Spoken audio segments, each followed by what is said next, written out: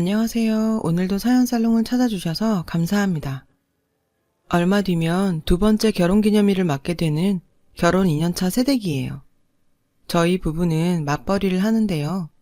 남편은 회사에 다니고 저는 집에서 프리랜서로 일을 하고 있어요. 왜 이런 말들이 있잖아요. 며느리 사랑은 시아버지다. 사위 사랑은 장모다. 저는 이 말에 100% 동의해요. 우리 집만 봐도 딱 그렇거든요. 저희 시아버님도 저를 친딸처럼 사랑해 주시지만 특히 저희 엄마는 제 남편을 친아들처럼 아주 끔찍히 생각하시거든요. 가끔은 제가 질투를 할 정도로요. 그럴 때마다 엄마는 이러세요. 나한테 우리 지훈이는 사위가 아니라 아들이야, 아들. 그러시면서 얼마나 제 남편을 챙기시는지 몰라요. 그런데 엄마의 이런 모습을 볼 때마다 저는 가슴 한켠이 짠해져요. 저희 엄마가 이러시는 데는 특별한 이유가 있거든요. 지금부터 그 이야기를 하려고 해요. 저는 어린 시절만 생각하면 아직도 악몽을 꿀 정도로 힘든 시절을 보냈어요. 저희 가족은 원래 4명이었어요. 엄마와 아빠, 그리고 제 위로 오빠가 하나 있었죠. 엄마는 20대 초반에 아빠와 결혼을 하셨고 바로 오빠를 낳으셨어요. 엄마가 아빠와 결혼한 데에는 이유가 있었어요. 바로 돈 때문이었죠. 엄마 친정이 너무 가난했거든요. 부모님의 결혼은 외할아버지 지인분이 다리를 놓아주셔서 가능했어요. 집안이 넉넉하긴 한데 아들내미가 망나니라 어디 데려갈 사람이 없는 모양이야. 그래도 돈 있는 집이라 거기로 시집가면 돈고생은 안 할 걸세.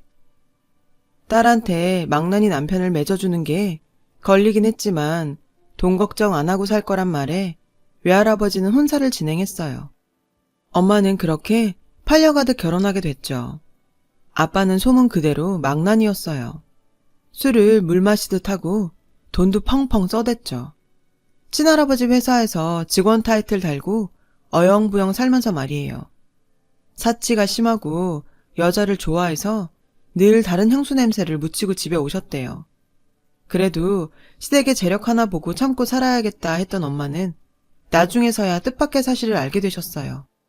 친할아버지가 운영하는 회사가 그렇게 기반이 탄탄하거나 이름이 있는 회사가 아니라는 거였죠. 살아남으려고 아등바등 해야 하는 그런 정도의 회사였던 거예요. 애초에 사랑이 없었으니까 그 사람이 여자를 만나고 다닌데도 그렇게 상처가 되지는 않았어. 그런데 아이를 가지니까 그게 또 달라지더라. 어찌됐건 애는 제대로 키워야 했으니까. 오빠를 임신한 엄마는 내 자식만큼은 남편과 다르게 바르게 키우리라 굳게 다짐하셨대요. 얼마 뒤 엄마는 오빠를 낳았고 본격적인 육아에 들어갔죠. 그리고 몇 년 뒤 둘째인 저를 임신하셨고 그때부터 삶이 달라지기 시작했대요. 제가 태어나기 얼마 전부터 친할아버지 회사 재정이 점점 안 좋아지더니 마침내 제가 태어나고 2달이 채 되지 않아 부도가 나버렸거든요.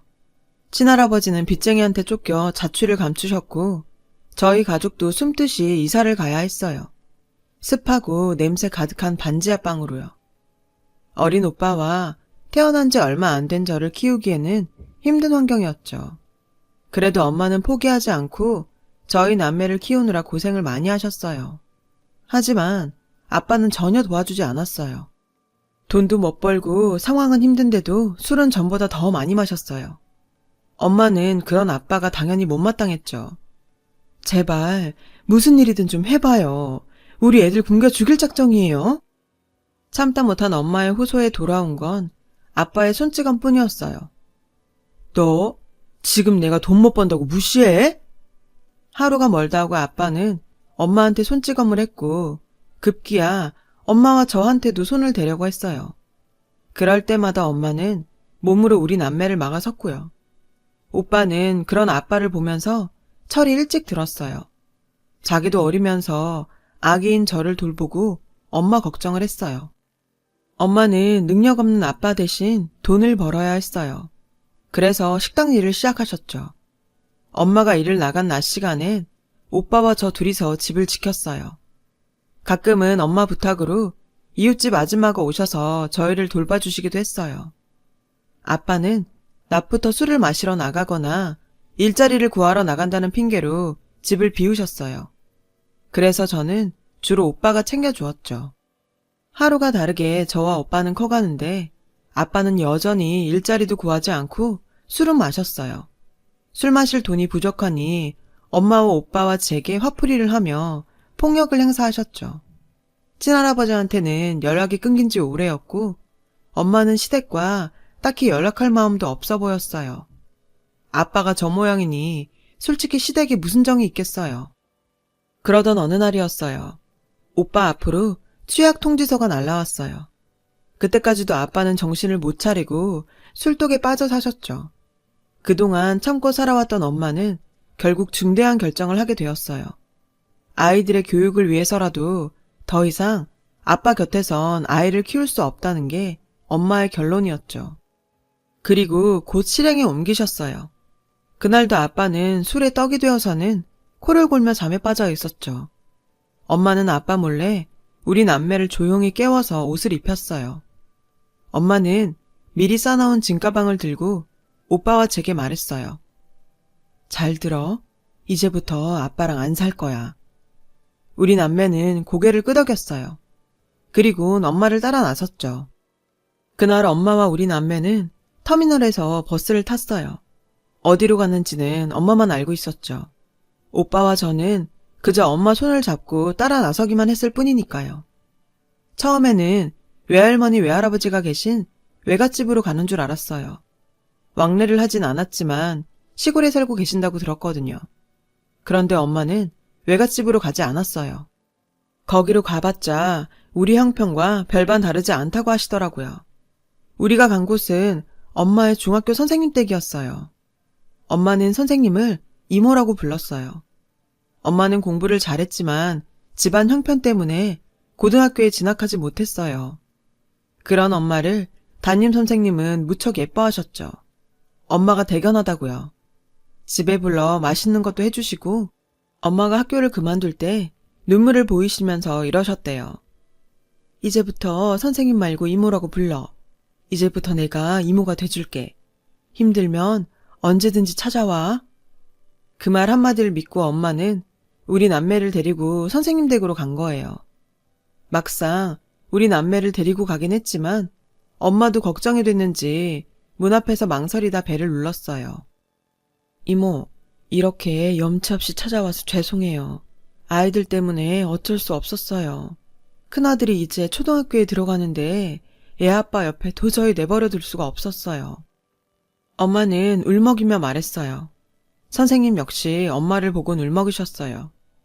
너처럼 똑똑하고 착한 애가 그깟 돈이 뭐라고 그런 집에 시집을 가선 이런 신세가 된 거니? 속상해서 정말. 두 분은 한참을 그렇게 우셨어요. 어느 정도 감정이 정리되자 선생님은 앞으로 우리가 살 방법을 생각해 보자고 하셨죠.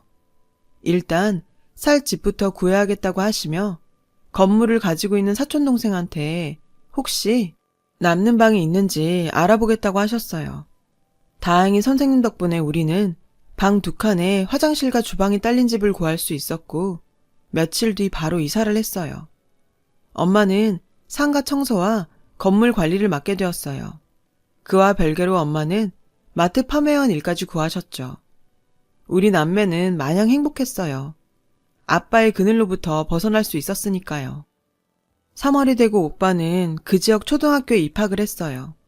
오빠가 학교에 가 있는 동안 전 혼자서 집에서 놀아야 했지만 엄마가 근처에서 일하고 있어서 안심할 수가 있었죠. 그렇게 우리 식구는 4명에서 3명으로 줄었지만 오히려 행복감은 곱절로 는 것 같았어요.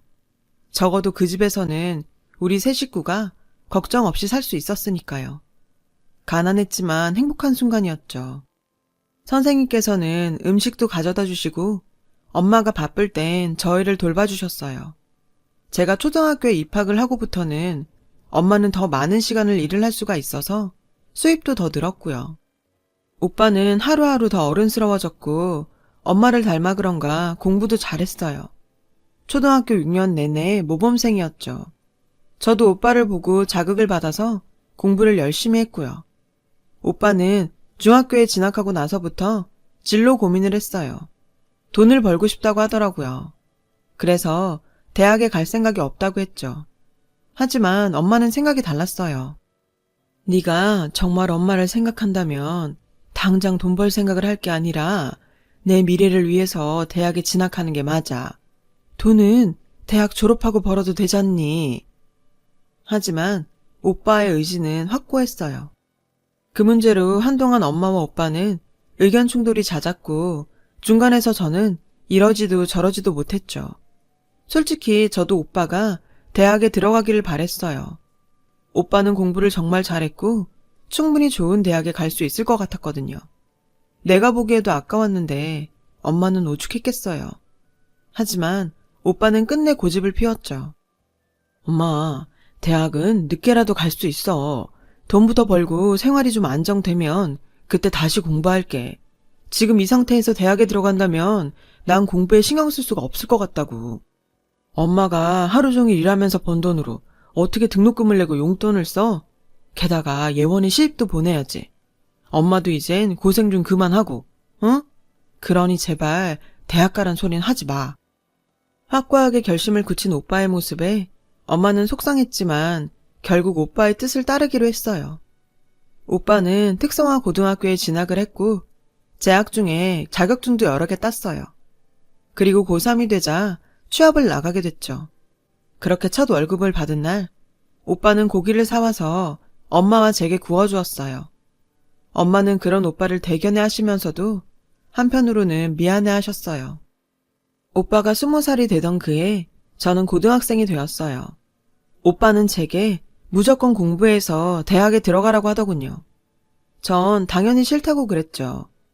대학에 가면 제가 아니라 공부 잘하는 오빠가 가야 한다고 생각했으니까요. 하지만 오빠는 단호했어요. 자신은 언제든 대학에 합격할 자신이 있으니 걱정 말라면서요. 하는 수 없이 전 오빠 말을 듣기로 했고 그날부터 정말 죽어라 공부를 했어요. 열심히 하다 보니 중학교 때보다도 성적이 많이 올랐고 그런 제 성적표를 보며 엄마와 오빠는 기뻐했어요. 그렇게 우리 가족은 하루하루 각자의 위치에서 열심히 살아갔어요. 하지만 얼마 뒤 우리 가족에게는 생각지도 못한 슬픔이 닥쳤어요. 바로 오빠의 죽음이었죠. 그날은 원래 휴무날이었지만 오빠는 전날 하던 일을 마무리한다며 늦은 출근을 했고 회사 근처 도로에서 음주운전 차량에 치이고 말았죠. 당시 가해자는 만취 상태였어요. 엄마와 제가 응급실에 도착했을 때 오빠는 심폐소생술을 받고 있었어요. 엄마와 저는 울면서 오빠가 제발 살아나기를 기도했지만 오빠는 끝내 숨을 거두고 말았어요. 의사가 사망 선고를 내리는데도 저는 오빠가 죽었다는 사실을 받아들일 수 없었어요. 불과 몇 시간 전까지만 해도 공부 열심히 하라며 제 머리를 쓰다듬어 주던 오빠였으니까요. 그런데 어떻게 이렇게 쉽게 세상을 떠날 수가 있는 거죠? 그 순간 엄마가 바닥에 주저앉아 오열하기 시작했어요. 애를 끓는 듯한 소리를 내며 울부짖었죠. 그제야 저도 정신이 들더라고요. 그리곤 오빠의 죽음을 받아들이게 됐죠. 그러자 오빠를 죽인 가해자가 죽도록 미웠어요. 할 수만 있다면 그 인간과 오빠의 목숨을 바꾸고 싶었죠. 그런데 그때 슬픔에 잠겨있는 엄마와 제 곁으로 병원 관계자가 다가왔어요. 어렵게 입을 떼며 말하더군요. 혹시 아드님의 장기를 기증하실 의향이 있으신가요? 엄마와 저는 멍하게 직원을 바라봤어요. 직원 말에 따르면 병원에 장기 기증을 기다리는 사람들이 있는데 오빠의 장기가 다른 이들의 생명을 살릴 수 있다고 하더라고요. 엄마는 잠시 망설이셨어요. 비록 오빠가 죽었다지만 그 장기를 빼낸다는 게 꺼림칙하셨던 것 같아요. 엄마가 망설이자 직원이 나직한 목소리로 말을 이어갔어요. 아드님은 그 누구보다도 의미 있는 일을 하게 되는 거라고요.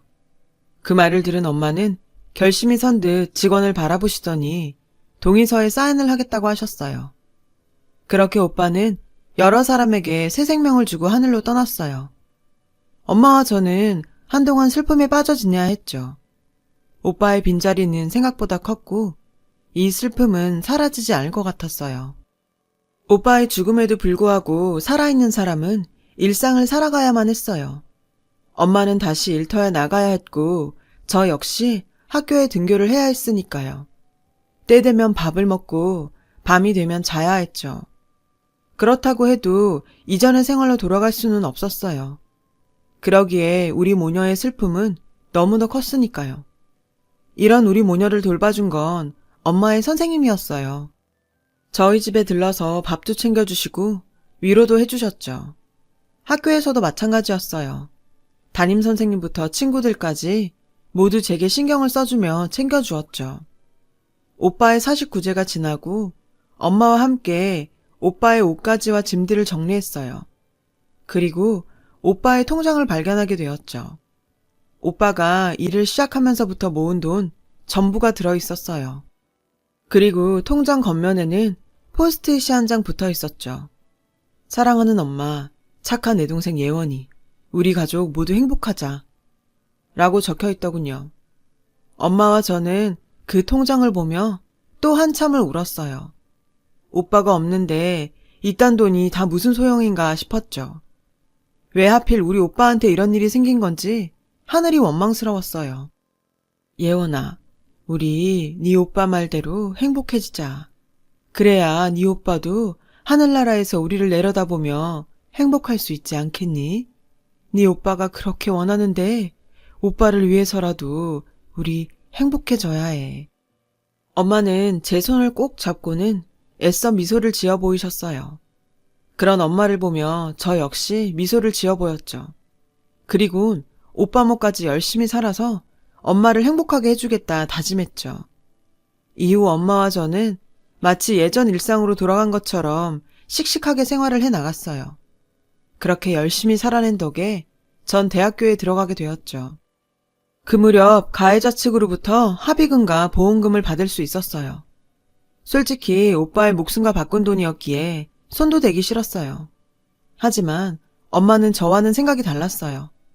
그 돈을 제 대학 등록금으로 쓰자고 했죠. 오빠가 입버릇처럼 했던 말처럼 오빠가 절 대학에 보내주는 걸로 생각하자고요. 오빠도 그러길 바랄 거라고요. 결국 저는 엄마 뜻을 따르기로 했어요. 대학을 다니는 내내 저는 성적 장학금을 탔어요. 대학 중에 관련 직종 자격증도 여러 개를 땄고요. 오빠의 목숨과 바꾼 돈으로 학교를 다니는 만큼 할 수 있는 한 최선을 다하고 싶었거든요. 그 덕분에 저는 졸업도 하기 전에 취업에 성공할 수 있었어요. 그리고 졸업식 날 엄마와 함께 학사모를 쓰고 찍은 사진을 들고 오빠 낙골당에 가지고 갔어요. 오빠 덕분에 대학도 졸업할 수 있었고 좋은 회사에 취직도 할 수 있었다고 고맙다고 했어요. 그리고는 그 사진을 오빠 유골함 옆에 놓아두었어요. 하늘에서도 오빠가 잘 볼 수 있도록요. 입사 후 한동안은 업무에 적응하느라 정신이 없었어요. 그래도 시간이 지나니 일도 손에 붙고 직장 동료들과도 많이 친해져서 직장 생활도 즐기며 하게 되었죠. 그리고 얼마 뒤 연애도 하게 되었어요. 바로 지금의 남편이죠. 남편은 저보다 6살 연상으로 직장 선배의 친구예요. 지금은 비록 친구라고 하기도 뭐한 사이가 됐지만요. 왜냐면 지금은 서로 앙숙이 됐거든요. 그 선배는 신입 여직원들에게 추근되는 걸로 유명했어요. 저도 피해자 중 하나였고요. 지금 생각해도 치가 떨리는 놈이에요. 그 선배는 퇴근 시간에 건물 밖에서 치근덕댔어요. 오늘 시간 어때? 둘이 술이나 한잔 할까? 저는 신입이라 싫다고 하기도 곤란한 상황이었죠. 그런데 그때 마침 남편이 나타났죠. 야, 너 아직도 이러고 사냐? 나이가 몇인데 여직원들한테 주접이야. 너 이러는 거 네 여자친구는 아냐? 남편은 짜증스럽게 말했죠. 그리고는 제 손목을 잡고 있던 선배의 팔을 떼어 놓았어요. 선배는 똥 씹은 표정이 되었죠. 이분은 내가 정류장까지 모셔다 드릴게. 넌 네 여자친구한테나 가봐라. 그날 남편은 절 혼자 보내기 불안했대요. 선배가 따라 붙을까 봐요. 버스 정류장까지 남편의 에스코트를 받은 저는 몇 번이나 고맙다고 인사를 했어요. 뭐가요? 저놈은 동창들도 다 싫어해요. 동기라서 대화에 끼워주는 거지. 그나저나 앞으로 저놈 조심하세요. 그렇게 첫 만남을 가지고 며칠 뒤 퇴근 시간에 남편이 다시 나타났어요. 나중에 들으니 첫 만남에 호감이 생겨 저와 잘해보고 싶은 마음이 있었대요. 그러면서 말로는 선배가 또 수작을 부릴까봐 감시하러 왔다고 하더군요.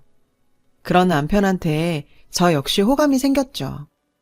제게 추근댔던 선배는 얼마 뒤 사내 성희롱으로 고발당해서 해고가 됐고 그 무렵 저는 남편한테 고백을 받았어요.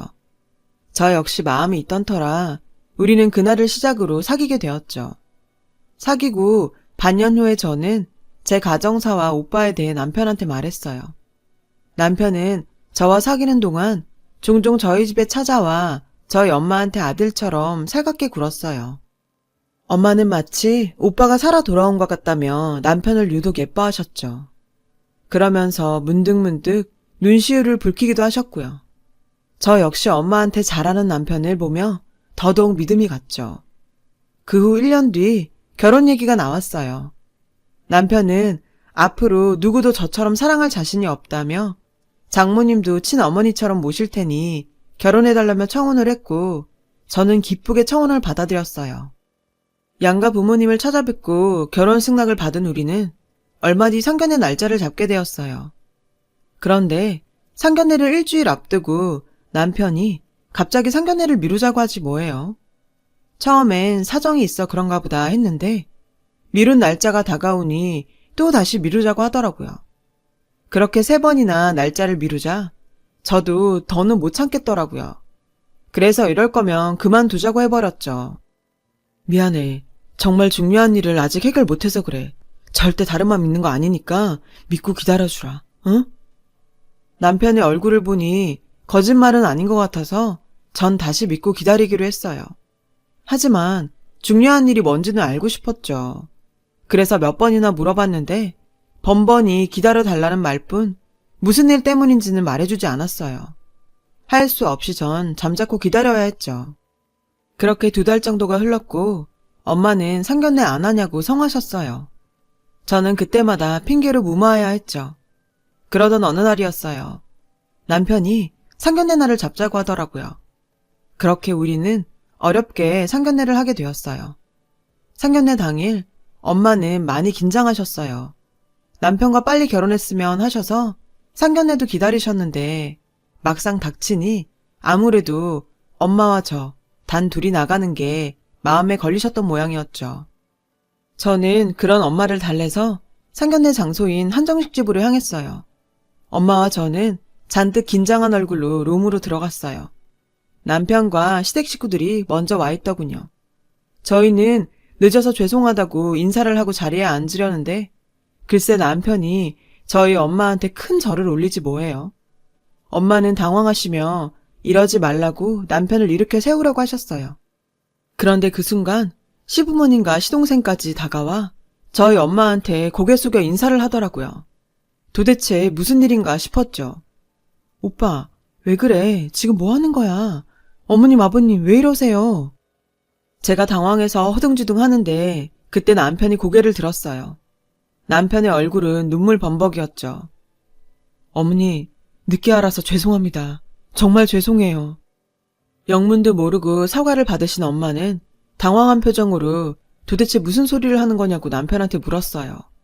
그러자 시어머니께서 다가와 저희 엄마 손을 꼭 잡으시더니 그러시는 거예요. 사부인, 얼마나 마음이 아프셨어요. 부모된 입장에서 쉽지 않은 결정이셨을 텐데 저희는 죄송스럽고 감사한 마음뿐이에요. 정말 큰 신세를 졌습니다. 시어머니는 울먹이며 말씀하셨어요. 그때까지만 해도 엄마와 저는 이게 무슨 소린가 싶었어요. 그런데 남편이 다가와 저희 엄마 손을 자기 가슴에 대며 하는 얘기를 듣고 그제야 전말을 알게 되었죠. 어머님, 들리세요? 아드님 심장이 뛰는 소리가요. 어머님께서 장기 기증을 해주신 덕분에 제가 살 수 있었습니다. 형님 덕분에 이렇게 예원이를 만날 수 있었고 어머님 사위가 될 수 있었어요. 순간 엄마는 다리에 힘이 풀렸는지 휘청하셨어요. 그리고는 눈물을 흘리시며 남편을 끌어안으셨어요. 한참이나 남편을 끌어안은 채 눈물을 흘리시며 남편의 등을 쓸어주셨죠. 생각지도 못했던 상황에 저는 아무 말도 할 수 없었어요. 그저 눈물만 흘릴 뿐이었죠. 오빠의 심장을 이식받은 남자를 만나 사랑에 빠지게 될 줄 누가 알았겠어요. 저희 엄마가 어느 정도 진정이 되자 아버님이 상황을 설명해 주셨어요. 얘가 어릴 때부터 심장이 안 좋았는데 20대 초반 무렵에 이식 수술 외에는 방법이 없는 상황까지 갔었습니다. 대기자 명단에 올려놓기는 했지만 심장은 기증자가 쉽게 나오지 않는 터라 저는 그때 몇 자리까지 알아봤었지요. 그런데 아드님이 심장을 기증해 주시는 바람에 저희 아들이 살 수 있었습니다. 남편은 결혼에 앞서 심장을 기증해준 장기 기증자 유가족을 만나 감사 인사를 드리려고 센터를 찾아갔지만 기증자 유가족의 정보를 알려줄 수는 없다는 답변을 들었대요. 몇 번이나 찾아가 사정을 했음에도 거절을 당하자 결국 업체를 통해 수소문할 수밖에 없었고 그마저도 번번이 유가족을 찾는데 실패해 상견례를 미룰 수밖에 없었다고 했어요. 그러다 얼마 전 업체로부터 장기 기증자 유가족을 찾았다는 연락을 받았고 이름과 주소지를 보고는 자신에게 심장을 기증해준 사람이 제 오빠라는 사실을 알고 놀랐다더군요. 남편한테 그 사실을 전해들은 시부모님도 놀라기는 마찬가지였대요. 정말 하늘이 정해준 인연이 아니고서는 어떻게 이런 일이 있을 수 있냐고 하셨다네요. 사부인, 이 모든 게 하늘에서 아드님이 두 사람을 이어준 덕분 아니겠어요? 그러지 않고서야 어떻게 이런 일이 있습니까? 그래서 말입니다만 따님 걱정은 하지 마십시오. 예원이는 저희가 친딸처럼 마음을 다해 잘 돌보겠습니다. 저희 엄마 역시 제 남편을 사위가 아닌 아들처럼 아끼며 보살피겠다고 하셨죠. 그렇게 우리 부부는 양가의 아들과 딸이 되어 결혼식을 올릴 수 있었어요. 저는 요즘도 가끔 남편의 심장위로 손을 올려보곤 해요.